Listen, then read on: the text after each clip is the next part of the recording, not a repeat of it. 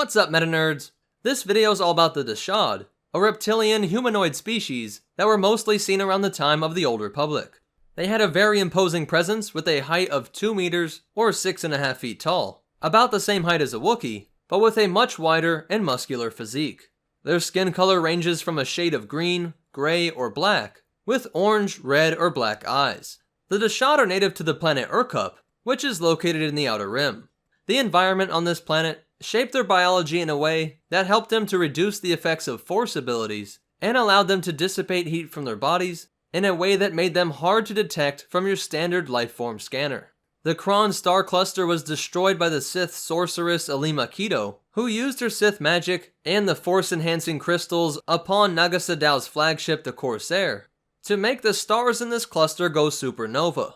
This destroyed all the planets in that system, pulverizing them into asteroids that were blasted through space, sending many of them into the Dashade homeworld of Urkup. This almost made them go extinct, but they would pop up occasionally in various capacities across the galaxy. This destruction of their homeworld happened about 300 years before the events of the Old Republic video game.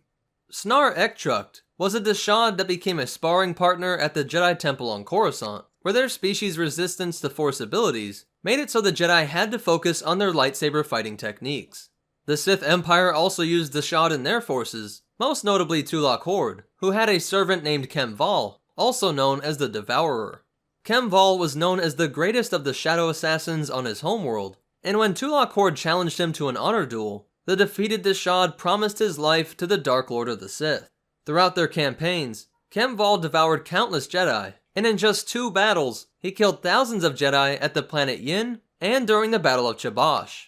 As Tulak Hord's apprentice grew more powerful, the Dark Lord placed Kemval in a stasis chamber deep inside of a tomb in the Valley of the Dark Lords on Korriban. This structure would later serve as the tomb for Naga Sadow, and this Dashade warrior would remain in suspended animation for millennia, before finally being released by a Sith acolyte who revealed that the legacy of Kemval and Tulak Hord had been all but forgotten. Another notable Dashade was Akgar Uzar, who traveled to Yavin 4, intent on killing Exar Kun, whom he believed was responsible for the destruction of his native planet Urkup. He was stopped by the Sith Emperor Valkorion, and he realized there was no way to get vengeance on these two, as neither Exar Kun or Vitiate had a physical body to devour, so Uzar instead decided to help the hero of the Republic, known as the Outlander. It was always suspected by the Republic that there were isolated Dashade populations on planets that had been colonized by them before the destruction of their homeworld. Independent spacers were tasked with scouting these worlds, but nothing is known of their fates or any discoveries that they made. 38 Dashade Shadow Killers, the most elite assassins of their kind, were also preserved across time, in this case by the Faline Royal House, who placed them all in cryogenic suspension. They were intended to be used during special emergencies that would arise to threaten their reign. Shizor was a descendant of these royals, and used one of these monstrous family heirlooms as an assassin for his Black Sun criminal syndicate. This is the only known Dashade around during the time of the Galactic Civil War, and he went by the name Ket Malus.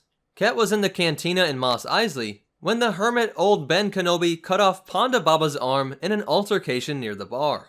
He was again seen in this cantina 1 year after the Battle of Yavin. So that's it for the Dashade species, but you definitely want to hear these cool facts and behind the scenes stuff. The first time we met the Dashade was in the infamous holiday special during the cantina scene. Later he was also placed in the cantina during the events of episode 4 via the Star Wars customizable card game. His creation was supervised by Rick Baker, one of the greatest makeup artists of all time, who also worked on A New Hope, Men in Black, and How the Grinch Stole Christmas, just to name a few. But that's it for the Dashade species. If you liked it, go ahead and hit that like button. And if you want to check out our social media, or ways that you can help support this channel, be sure to check out the description down below. If you want to see more, be sure to hit that subscribe button, and hit the bell icon so that you get notifications. But more important than all that, remember, study your Sith history so you don't disappoint a Dashade, and the Force will be with you. Always.